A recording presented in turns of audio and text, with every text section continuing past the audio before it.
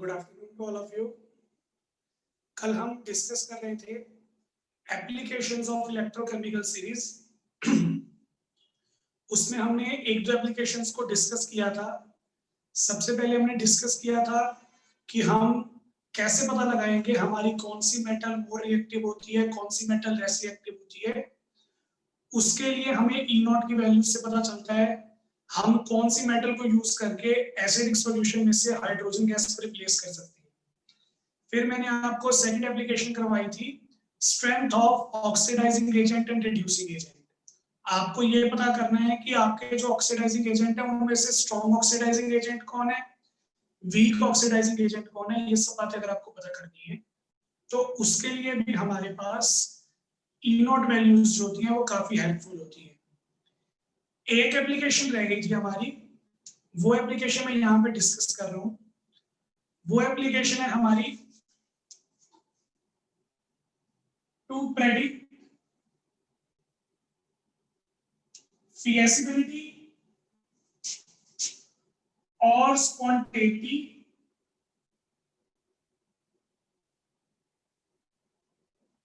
Of redox reaction. हमें redox reaction की फिएसिबिलिटी और स्पॉन्टेनिटी जो है वो एक्सप्लेन करनी है, प्रेडिक्ट करनी है। मतलब हमारे पास काफी सारी रेडॉक्स रिएक्शंस प्रेजेंट है केमिस्ट्री में। उनमें से कुछ रेडॉक्स रिएक्शंस ऐसी हैं जो स्पॉन्टेनियस हैं। आपको सिर्फ दो रिएक्टेंट्स को मिक्स करने की जरूरत है। मिक्स करने के बाद ऑटोमेटिकली उनमें रिएक्शन स्टार्ट हो जाएगी और वो प्रोडक्ट बनाना स्टार्ट कर देंगे। ये डेफिनेशन वैसे मैं आपको थर्मोडायनेमिक्स में दे चुका हूँ। स्पॉन्टेनियस प्रोसेस हमारे वो होती हैं जो अपने आप चलती हैं, जो नेचुरल होती हैं, जिनको चलाने के लिए हमें किसी भी तरह के एक्सटर्नल फोर्स की जरूरत नहीं पड़ती।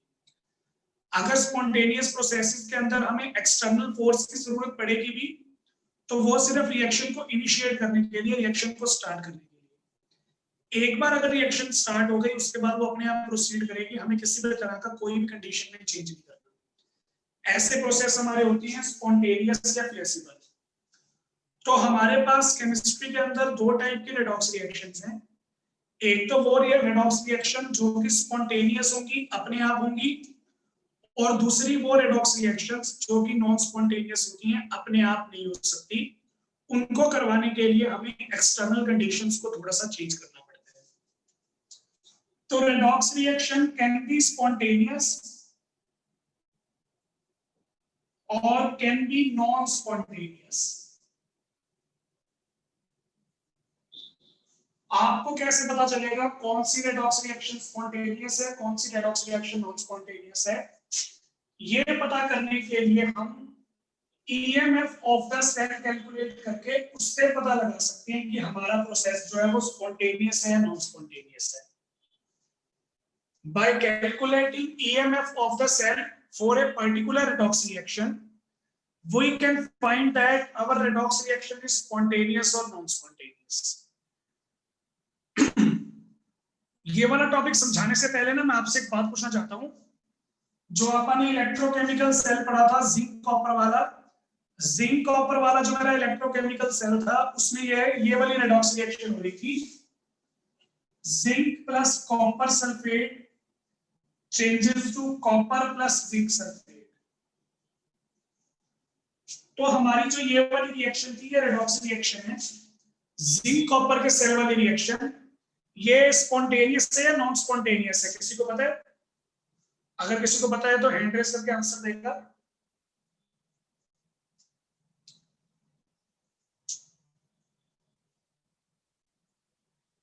जो हमारी इलेक्ट्रोकेमिकल सेल वाली रिएक्शन थी जिंक कॉपर सेल की, ये रिएक्शन हमारी स्पॉन्टेनियस है या नॉन स्पॉन्टेनियस है?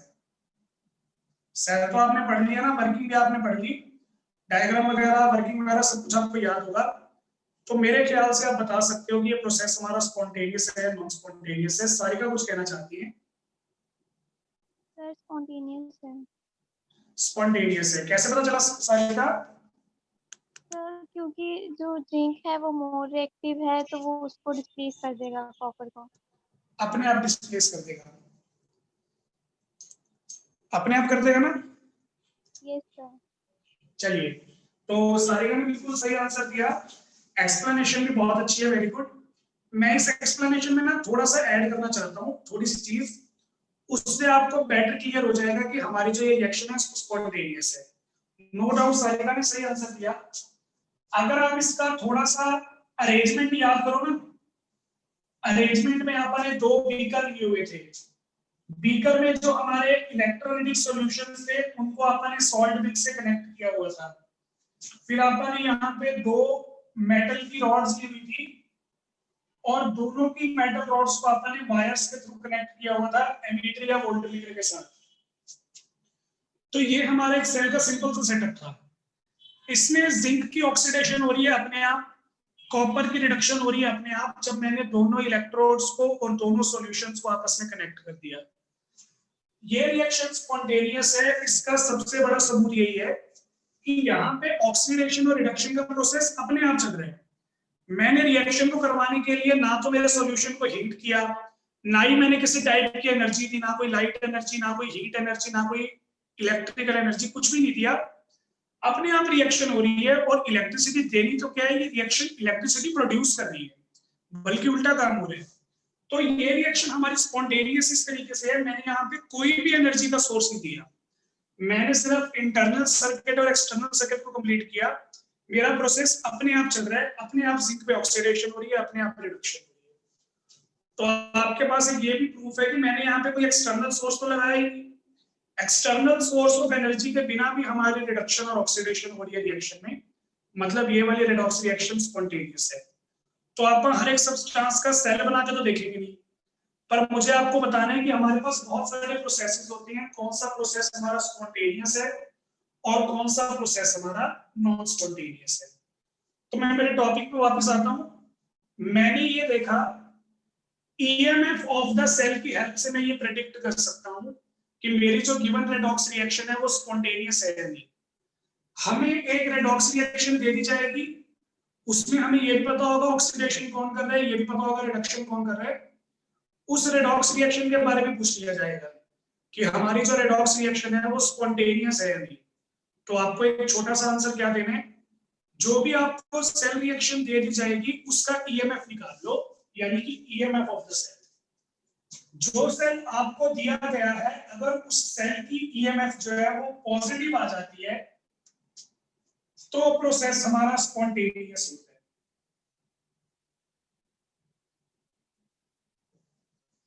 जो भी आपकी रेडॉक्स रिएक्शन है, उस रेडॉक्स रिएक्शन के लिए जब आप EMF of the cell calculate करते हो और उस सेल की ईएमएफ जो है वो पॉजिटिव आ जाती है, तो इसका मतलब वो रिएक्शन आपकी स्पॉन्टेनियस है।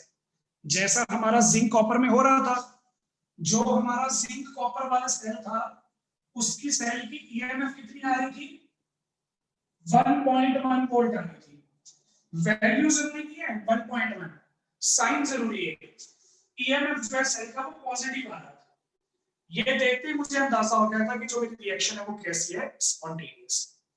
लेकिन अगर मान लो आपको कोई रेडॉक्स रिएक्शन दे दी जाती है और उस रिएक्शन का जो ईएमएफ है वो हमारे पास नेगेटिव आ जाता है। अगर हमारे पास किसी सेल रिएक्शन का ईएमएफ नेगेटिव आ जाता है तो वो रिएक्शन हमारी नॉन स्पॉन्टेनियस होगी। तो मुझे कोई भी एक रेडॉक्स रिएक्शन दे दी जाएगी डायरेक्टली या इनडायरेक्टली, मुझे उस रेडॉक्स रिएक्शन के लिए सेल की ईएमएफ निकालनी है। अगर सेल की ईएमएफ पॉजिटिव होगी तो रिएक्शन स्पॉन्टेनियस होगी, और अगर सेल की ईएमएफ नेगेटिव होगी तो रिएक्शन हमारी नॉन स्पॉन्टेनियस होगी। ये दो कंडीशंस हमारे पास प्रेजेंट होती है। ने बोला, कहते कि सर आपने ना थर्मोडायनेमिक्स में भी पढ़ा था spontaneity of a process. Thermodynamics में आप स्पॉन्टेनिटी किसी और तरीके से एक्सप्लेन कर रहे थे। मैंने बोला किस तरीके से एक्सप्लेन कर रहे थे, तो मुझे बच्चे ने बोला कि 6th चैप्टर में स्पॉन्टेनिटी हम एक्सप्लेन कर रहे थे on the basis of change in Gibbs free energy. Short form में बोलो तो डेल्टा जी। थर्मोडायनेमिक्स में स्पॉन्टेनिटी को हम एक्सप्लेन कर रहे थे डेल्टा जी के अकॉर्डिंग, यानी कि change in Gibbs free energy के अकॉर्डिंग। तो यहाँ पे भी मैं स्पॉन्टेनिटी जो है वो डेल्टा जी से एक्सप्लेन कर सकता हूँ। अभी मैंने आपको स्पॉन्टेनिटी एक्सप्लेन की है ई नॉट की टर्म्स में, मैं डेल्टा जी नॉट की टर्म्स में भी कर सकता हूं। कैसे करूंगा? डेल्टा जी और ईएमएफ ऑफ द सेल दोनों में रिलेशन होता है। क्या रिलेशन होता है? Change in Gibbs free energy is equal to E nought cell. Gibbs free energy और ईएमएफ ऑफ द सेल के बीच में हमारे पास ये रिलेशन होता है delta G minus N F E nought cell. N ने यहाँ पे number of electron loss of gain, जो भी हमारी रेडॉक्स रिएक्शन होती है उसमें कितने इलेक्ट्रॉन लूज हुए कितने गेन हुए, that is an. F is the Faraday constant और इसकी वैल्यू होती है 96,500 कूलम्स। और ई नॉट सेल है हमारा ईएमएफ ऑफ द सेल, जो आप कैलकुलेट कर सकते हैं कैथोड माइनस एनोड। तो ये सारे तरीके हम यूज कर सकते हैं, हमारे पास डेल्टा जी की वैल्यू आ जाएगी। अब देखो एन हमारे पास होती है नंबर ऑफ इलेक्ट्रॉन लॉस और गेन, तो या तो एक इलेक्ट्रॉन लूज हुआ या दो लूज हुए या तीन लूज हुए, मतलब मैं कोई भी वैल्यू लूं एन की, N is always positive. N की वैल्यू जब भी आप लिखोगे कि 2 इलेक्ट्रॉन लॉस के हुए 50 इलेक्ट्रॉन लॉस के हुए, पॉजिटिव वैल्यू है ना। आप कभी ये तो नहीं बोलोगे कि -10 इलेक्ट्रॉन लूज हुए, इट इज मीनिंगलेस, तो ये तो नहीं होता। तो इसका मतलब N is always positive. N जो होता है वो हमेशा पॉजिटिव होता है। एफ की वैल्यू मैंने बताई, आपने देख लिया ये भी पॉजिटिव है, तो एफ भी हमारा पॉजिटिव होता है। अगर मैं ये चाहता हूं कि प्रोसेस मेरा स्पॉन्टेनियस हो, स्पॉन्टेनियस प्रोसेस के लिए ई नॉट सेल की वैल्यू पॉजिटिव आनी चाहिए, तो ये भी मेरा पॉजिटिव है।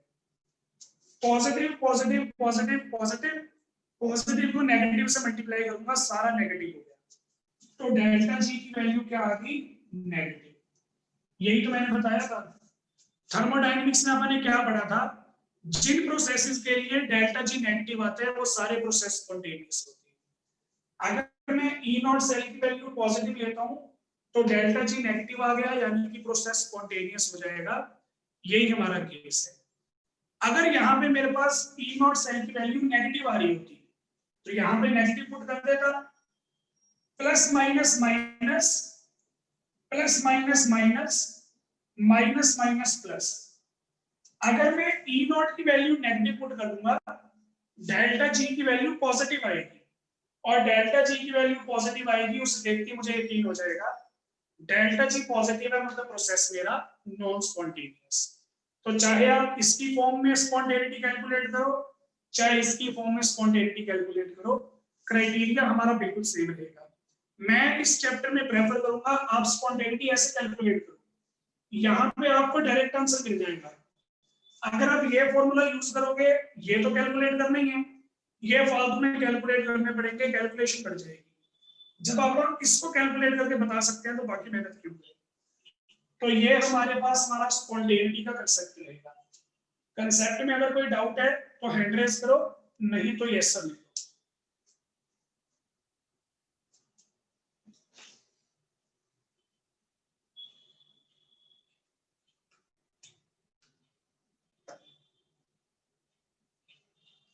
ठीक है सारिका,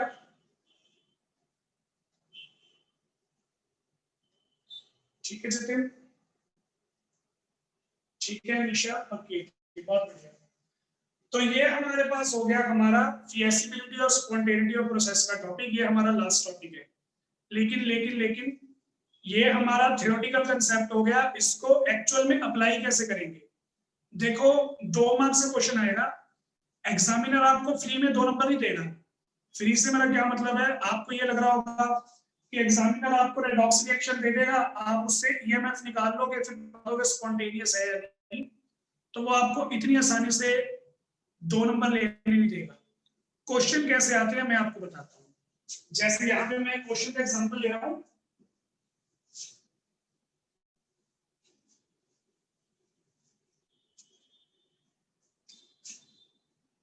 क्वेश्चन है मेरा, can we still 1 molar silver nitrate solution with copper spoon given reduction potential of silver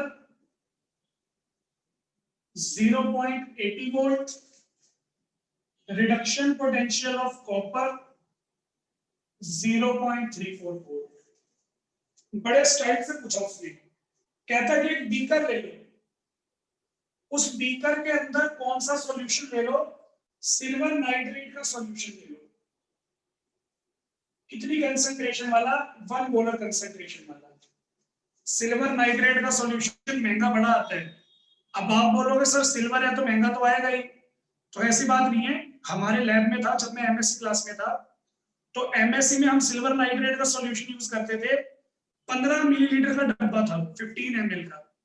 15 ml का जो डब्बा था उसके ऊपर प्रिंट रेट था 7000 का, और उसके अंदर सिल्वर कितनी प्रेजेंट होती है, उसके अंदर सिल्वर प्रेजेंट होती है 0.2 ग्राम। 0.2 ग्राम से मतलब है 12-13 रुपए की सिल्वर होती है, उसमें इससे ज्यादा सिल्वर नहीं होती, सिर्फ 12-13 रुपए की सिल्वर। और सिल्वर नाइट्रेट का सॉल्यूशन था वो 7000 रुपए का। वो इसलिए इसको बनाने का खर्चा बहुत आता है, जो इसकी कमर्शियल मैन्युफैक्चरिंग है ना वो काफी एक्सपेंसिव है, इसलिए ये वाला सॉल्यूशन हमारा काफी एक्सपेंसिव होता है।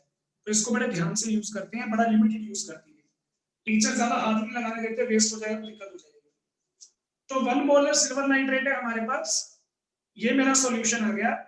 मैंने ना इस सॉल्यूशन के अंदर पानी डाला, पानी डाल के मैंने उसको मिक्स करना है। पानी को मिक्स करने के लिए मैंने कौन सा चम्मच लिया, कॉपर का चम्मच लिया। तो हमें क्वेश्चन ये पूछा गया, कॉपर का चम्मच जो होता है वो सेफ होता है, जब आप सिल्वर नाइट्रेट को मिक्स करेंगे कोई दिक्कत तो नहीं होगी, कोई रिएक्शन तो नहीं होगी, ये हमें पूछा गया। मतलब इनडायरेक्टली हमें ये पूछ लिया कॉपर और सिल्वर नाइट्रेट की जो रिएक्शन है वो स्पॉन्टेनियस है या नॉन स्पॉन्टेनियस है। अगर कॉपर और सिल्वर की रिएक्शन स्पॉन्टेनियस होगी तो चम्मच को जब मैं हिलाऊंगा तो अंदर रिएक्शन हो जाएगी, प्रॉब्लम हो जाएगी। रिएक्शन होने से क्या होगा, कॉपर रिएक्ट करेगा, कॉपर रिएक्ट करेगा, कॉपर नाइट्रेट बनेगा, मेरा सिल्वर नाइट्रेट का सॉल्यूशन खराब हो जाएगा। तो मैं ये चाहता हूं कि रिएक्शन स्पॉन्टेनियस ना हो, क्योंकि अगर रिएक्शन स्पॉन्टेनियस हुई तो मेरे चम्मच हिलाने से ही वो रिएक्शन कर जाएगा, सारा मेरा सॉल्यूशन खराब हो जाएगा, 6-7 हजार की चीज जो है वो मिट्टी में मिल जाएगी। लेकिन अगर मेरी रिएक्शन नॉन स्पॉन्टेनियस है, दोनों आपस में रिएक्ट नहीं करते, फिर मजे से चम्मच से हिलाता जाऊंगा, कोई प्रॉब्लम ही नहीं आएगी, आराम से मिक्स कर दूंगा। तो क्वेश्चन समझ में आया, है तो रेडॉक्स रिएक्शन, लेकिन उसने सीधा नहीं पूछा। कहता है कॉपर का चम्मच यूज करके मैं सिल्वर नाइट्रेट के सॉल्यूशन को स्टीर कर सकता हूं। स्टीर का मतलब होता है मिक्स करना, हिलाना। हिला सकता है या नहीं ये बताना है। दोनों के इलेक्ट्रोड पोटेंशियल दे दिए। क्वेश्चन समझ में आ गया, क्वेश्चन में कोई दिक्कत है?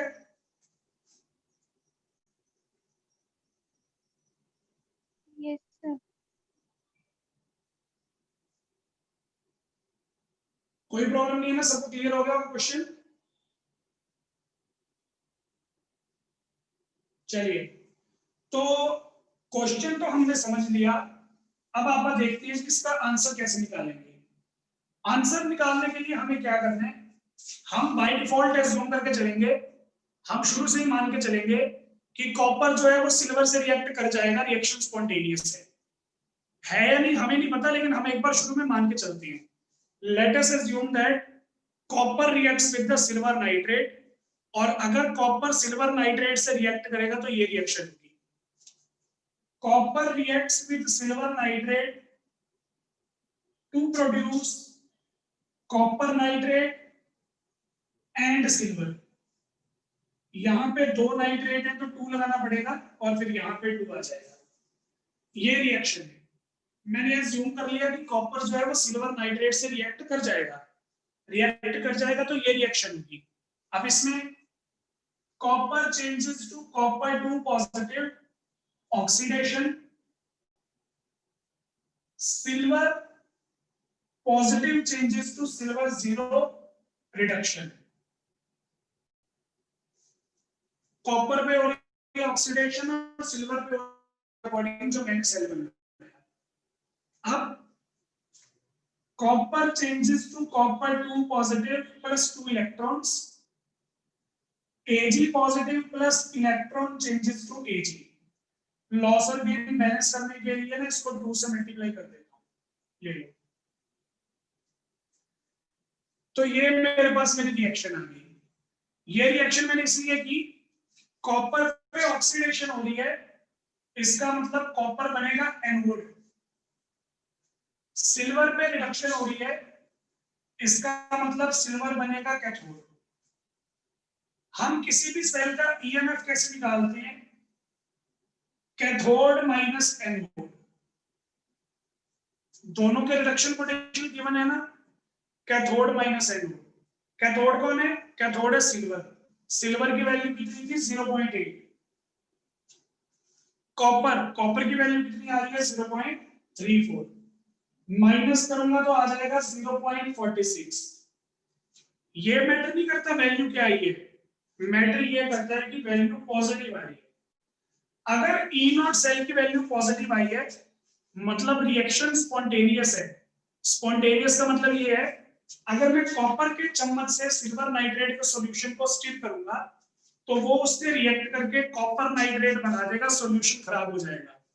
रिएक्शन स्पॉन्टेनियस है, रिएक्शन अपने आप होगी, इसलिए मैं कॉपर का चम्मच यूज नहीं कर सकता सिल्वर नाइट्रेट के सॉल्यूशन को हिलाने के लिए। अगर मैं कॉपर का चम्मच यूज करूंगा तो रिएक्शन स्पॉन्टेनियस है, कॉपर मेरा सिल्वर वाले सॉल्यूशन में डिसॉल्व हो जाएगा, सॉल्यूशन सारा खराब। तो क्या आंसर मिला? As EMF of the cell comes out to be positive, therefore reaction is spontaneous, hence we cannot use copper spoon to stir silver nitrate solution। क्योंकि रिएक्शन स्पॉन्टेनियस है, वो सिल्वर के साथ रिएक्ट करके सब कुछ खराब कर देगा, इसलिए हम कॉपर का स्पून जो होता है, कॉपर का जो चम्मच होता है, वो सिल्वर नाइट्रेट के लिए यूज नहीं कर सकते। ऐसे क्वेश्चन आते हैं फिजिबिलिटी स्पॉन्टेनिटी वाले। तो अगर इसमें कोई दिक्कत है तो हैंड रेज करो, नहीं तो यस सर लिखो।